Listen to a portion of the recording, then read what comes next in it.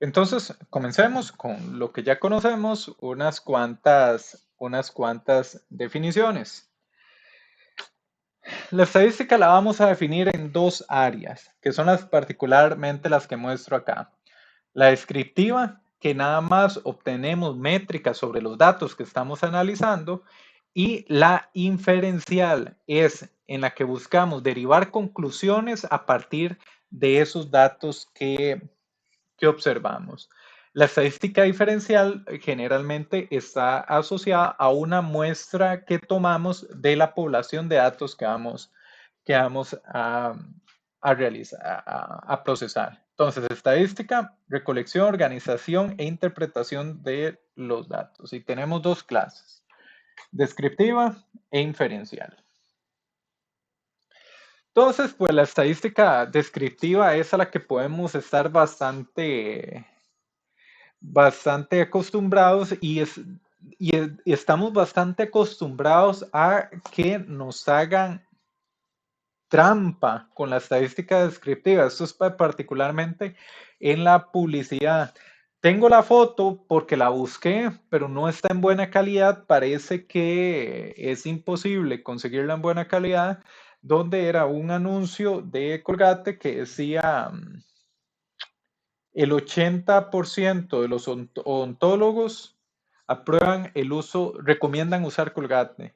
Y resulta que se le había hecho la pregunta a 5 odontólogos. Entonces, da bastante cabida para que nos mientan con lo que es estadística, por lo que tenemos que ser sumamente cuidadosos. 5 encuestas, eso no tiene ningún valor estadístico. De hecho, eso es algo que podemos considerar una anécdota. Entonces, tenemos que ser críticos con la información que nos presentan en estadística descriptiva. Por definición, resume, describe y caracteriza una población estudiada. Nos permite determinar si la muestra está normalmente distribuida, que pues recordamos que es una distribución normal. Vamos a ver un montón de eventos en la naturaleza que tienen distribuciones normales. Es algo que se presenta con bastante frecuencia. Vamos a ver que varias pruebas estadísticas que realizamos en la parte de estadística inferencial requiere que la población tenga una distribución normal. Esto es conocido como los supuestos. Vamos a ver varias clases de supuestos. Uno es el de normalidad, otro es el de homogeneidad de la varianza y otro es el de independencia. En los experimentos que vamos a estar ejecutando. Por el momento, de los supuestos que tenemos que tener presente con lo que vamos a ver ahorita, es el de distribución normal. En un montón de pruebas estadísticas vamos a necesitar la normalidad de los datos. La estadística descriptiva también nos permite determinar si la muestra puede ser comparada con la población y hace uso de elementos de visualización. Dígase, va a hacer uso de tablas, gráficos, diagramas. En inglés se llaman de pie, pero iba a decir diagrama de qué, que alguien me puede corregir, por favor. ¿Cómo se llama en español los diagramas circulares? Que dice así como 40% X y ¿De 60%. pastel? De pastel. Sí, creo. Bueno, imagínate, yo voy a hacer diagrama de que muchas gracias. Bueno, no es un diagrama de que creo que tengo hambre. Pero bueno, el, el- la visualización de la información es súper importante. Y otra parte súper importante de la estadística descriptiva es que entendamos cuál es la información que estamos visualizando. Y esto yo voy a ser bastante crítico o voy a solicitarles que seamos bastante críticos de que entendamos cuál es la información que se nos está mostrando. Otro caso vaciloncísimo, acá le agradecería apuntadores de esta semana que lo incluyan también en una reseña fue una publicidad de Kellogg's que decía que los chiquitos que desayunaban con Kellogg's tenían hasta un 20% de mejor rendimiento académico. ¿Qué pensás de esa afirmación, Melissa? Que tenía que ver, bueno, tenía que analizarse y ver a cuántos chiquitos le hicieron el estudio, porque puede ser que fueran muy aplicados, digamos, y que desayunaran con Kellogg's, pero que la comida no tiene nada que ver con el rendimiento. Ajá, entonces, cantidad y bueno, y digamos de que te doy la cantidad que quieras, 1000 chiquitos, y la afirmación se mantiene. ¿Qué pensás? Bueno, yo pensaría que por un cereal siento que es muy difícil, Ajá. pero me gustaría ver, digamos, si los chiquitos son aplicados, digamos, si estudian o también la memoria fotográfica, digamos, ver como qué capacidad intelectual tienen para ver si eso está generando que sean como los más aplicados. Bueno, No entonces, solo enfocarse por la comida, perdón. claro, claro, claro, ahí tenemos un punto. Entonces, hagamos algo, Melissa, te voy a hablar del grupo experimental y el grupo de control, ¿te parece? Ujú. El grupo experimental eran chiquitos que habían desayunado con Kellogg's. El grupo de control eran chiquitos que no habían desayunado. ¿Qué pensás en ese caso? De reír. Entonces, ¿Y cuál? Ajá. ajá, ¿qué vas a decir, Melissa? No, que entonces, digamos, al tener los dos grupos, ahí lo que me pone a mí la pregunta es que de cuáles estaban diciendo que eran los más aplicados. Sí, Si del grupo. les hacían un examencillo y en Ujú, general daba 20% mejor, pero eran chiquitos que así de que habían desayunado, los otros no. Eso, para mí la conclusión de ese estudio no es que el cereal hace que se desempeñen mejor académicamente. La conclusión del estudio es no mate a sus hijos de hambre porque les va a ir mal en la escuela. ¿Me explico? ujú. Entonces, nuevamente, el punto de este ejemplo es ser crítico. Por ejemplo, otro tema que me gustaría hablar de la estadística descriptiva es el concepto de outlier. El, Kenneth, ¿andas por ahí?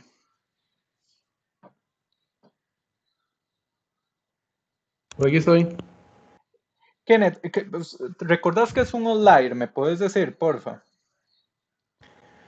Algo que se destaca sobre el promedio. Algo que destaca sobre el promedio. Y acá, nuevamente, en esta parte introductoria al curso, les digo, tenemos que ser críticos, tenemos que entender muy bien qué estamos analizando. Esto, si bien vamos a ver durante el desarrollo del curso cómo utilizar la herramienta de R, el paso número cero es entender lo que estamos haciendo. Y te voy a poner un ejemplo, estimado Kenneth. Entonces, voy a hacer un grafiquito acá. Muy bien. Aquí voy a tener identificación del paciente y de paciente. Y de acá vamos a tener la temperatura en grados Celsius. Entonces, T en grados Celsius. Entonces, vamos acá a poner 41, acá vamos a poner 40, acá vamos a poner 36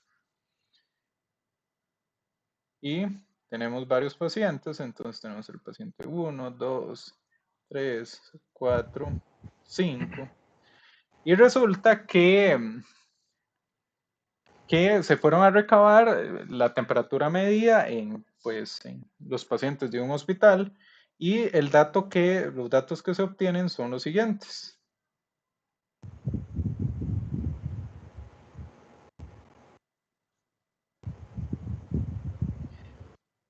Identifíqueme ahí el outlier, Kenneth, el que es facilísimo identificar. Ah, mira, sí, sí, sí se ve el 5 está acá. Sí, sí. ¿Cuál es el outlier? Eh, bueno, el que se ve diferente es el 36, el paciente 5. Ajá. Ahora viene un punto. Si ustedes llegan a analizar datos y encontramos un caso de esta clase,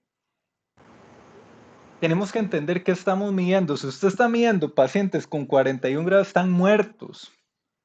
Eso es más bien, el único dato correcto puede ser este. Todo esto que nosotros decimos, no, estos son los que se comportan con el promedio, todos esos datos están malos, el instrumento está malo. Entonces esta es la clase de situaciones que tenemos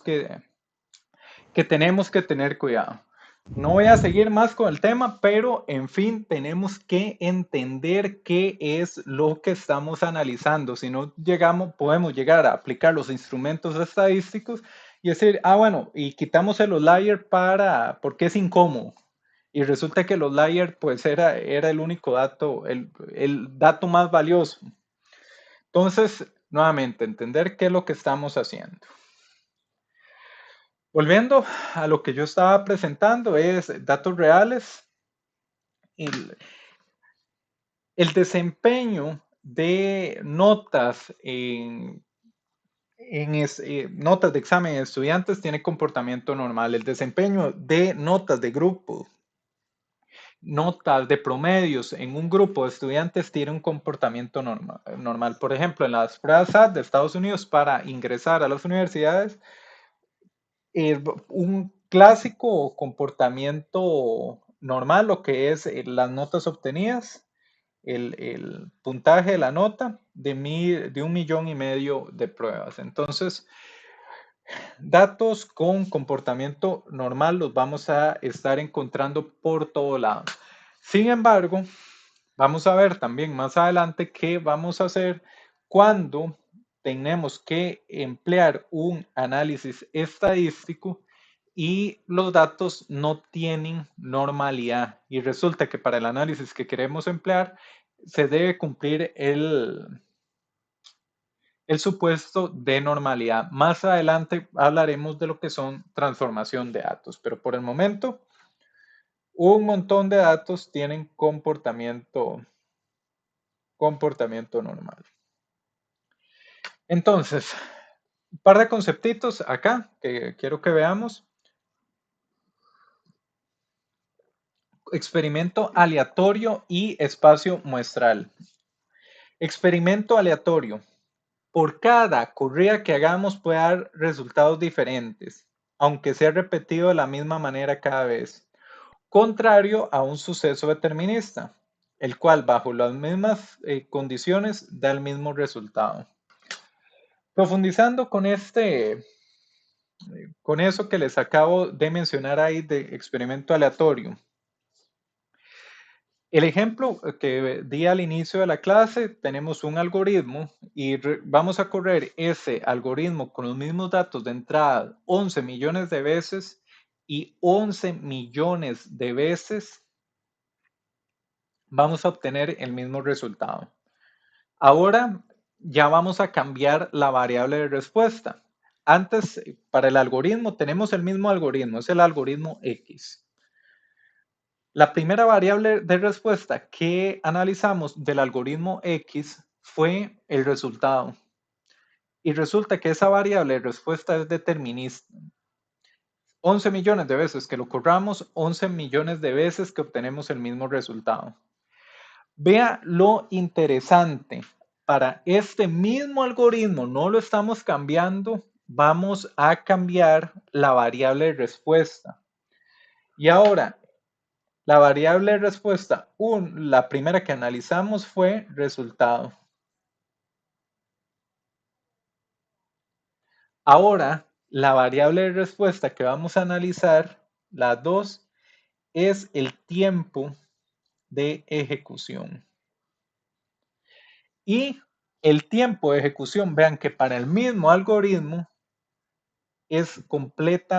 no es completamente aleatorio, pero sí vamos a obtener probablemente resultados diferentes todas las veces, por lo menos en en nuestras computadoras de propósito general. Una manera que, por ejemplo, si pensando que lo estamos corriendo en Linux o en un sistema tipo Unix y queremos medir el tiempo que dura ejecutando nuestro programita, en este caso el algoritmo, uno puede, antes de echar a andar el programa, le pone el comando time-p y /programa. Para el mismo programita, échelo 11 millones de veces y no 11 millones de resultados diferentes, pero una gran cantidad, por lo menos la mitad de los resultados van a ser distintos. ¿Por qué hay esta parte aleatoria? Resulta que las computadoras modernas son tan complejas que no podemos predecir todo lo que va a pasar.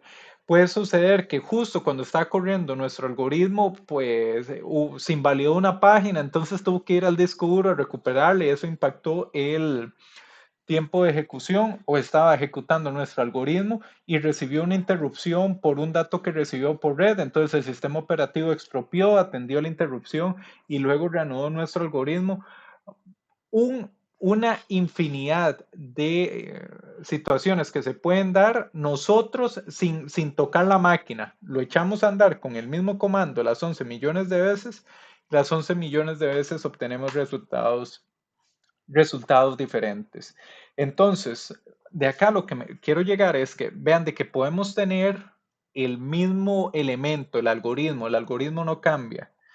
Y dependiendo de la variable de respuesta que tengamos, va a ser determinística o va a ser aleatoria. Vamos a tener un experimento aleatorio. Muy bien, hablando de esto, el espacio muestral es el conjunto de todos los resultados de un experimento aleatorio. Este se denota como S. Por ejemplo, los resultados que se pueden obtener de un dado.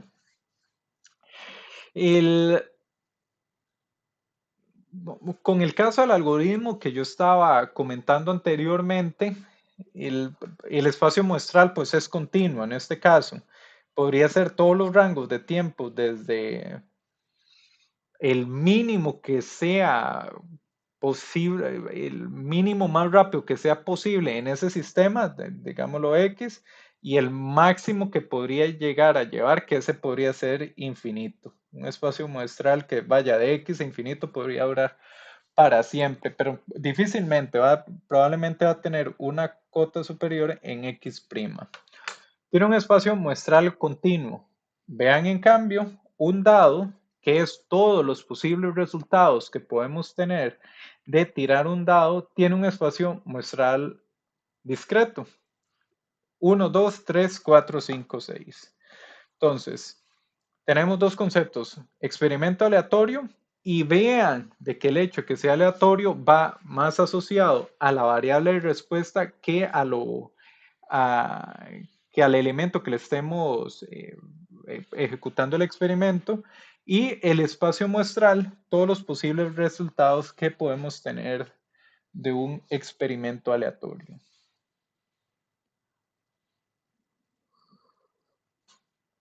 Muy bien, entonces ya aquí viene la parte filosófica.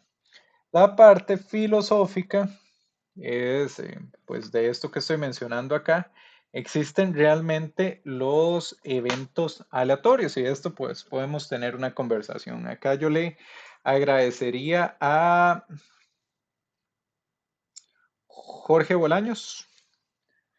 Jorge, ¿qué pensás qué pensás de esta afirmación o esta pregunta que estoy planteando acá? ¿Existen realmente los eventos aleatorios? ¿Qué pensás de a qué puede venir asociado? Existen realmente los eventos aleatorios.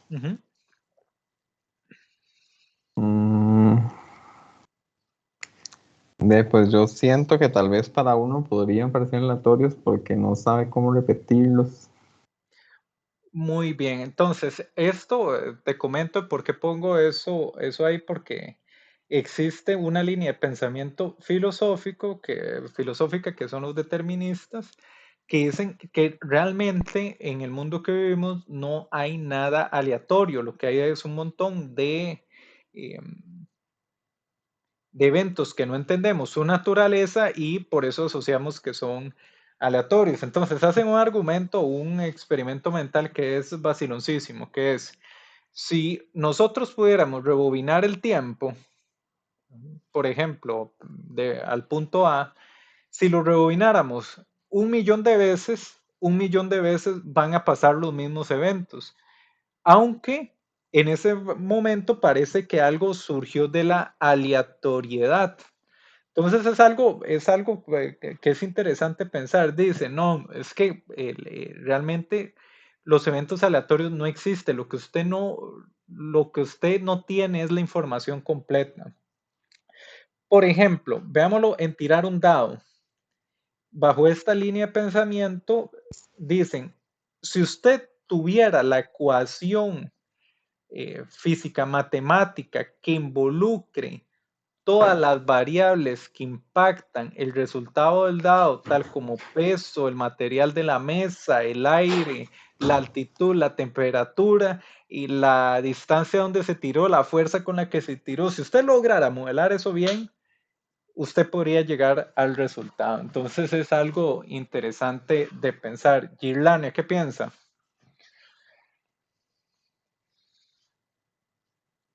Ok, suena muy interesante eso, pero es como muy complicado de llegar hasta ese punto en donde se pueda tener como todas las modelos matemáticos para todo lo que sucede en el mundo. De acuerdo. Entonces, vamos a llegar a un momento donde tenemos que crear una abstracción y decir, esto se comporta aleatorio, porque es inmanejable procesar toda la información. Digamos, esa sería tu conclusión o algo más. Sí, sí, sí, digamos. Sí, esto como yo les digo, nuevamente es para uno quedarse pensando realmente si existe la aleatoriedad o cosas que no entendemos. Ahí pues, yo no tengo la respuesta, esos son líneas de pensamiento. Un ejemplo es, por ejemplo, que se piensa de que el clima antes se creía que era aleatorio, ya existen modelos climáticos, aunque son malísimos, pero resulta que agregando información ya usted puede llegar a aproximarse más a una respuesta determinística. Entonces, es un tema interesante de comentar y pues de que lo tengamos presente. Continuemos, hablemos de probabilidad. Dice, la probabilidad es la medida de certidumbre o posibilidad asociada a un evento. Se expresa como un número entre 0 y 1. Ya esto lo conocíamos. La probabilidad se expresa como un número como 0 y 1. Para un experimento aleatorio, están asignadas a un modelo razonable del sistema bajo estudio. Entonces, ahí podemos hablar de nuestro ejemplo del clima, que podemos tener modelos, pero hay un montón de información que no tenemos que hace que se comporte, que tenga, pues, variabilidad debido a la aleatoriedad del experimento. Esto también aplica para el caso del algoritmo que comenté anteriormente. Si nosotros pudiéramos modelar perfectamente toda la información de todos los posibles escenarios que la computadora va a atender, podríamos concluir a cuál tiempo se va a llegar, pero resulta que esto es inviable. Entonces, para experimentos aleatorios, lo que vamos a tener es una probabilidad de tener un resultado. Y pues esto es sencillo, la probabilidad de un evento es la suma de los resultados, la suma de las probabilidades de los resultados de E. Entonces, si tenemos un dado, la probabilidad de que dé 2 es 1 entre 6. Si tiramos 2 dados y la probabilidad de que alguno de los dos dé 2 es, pues la suma de 1 entre 6 más 1 entre 6 es 2 entre 6. Y con esto terminamos pues la primera parte del repaso de estadística.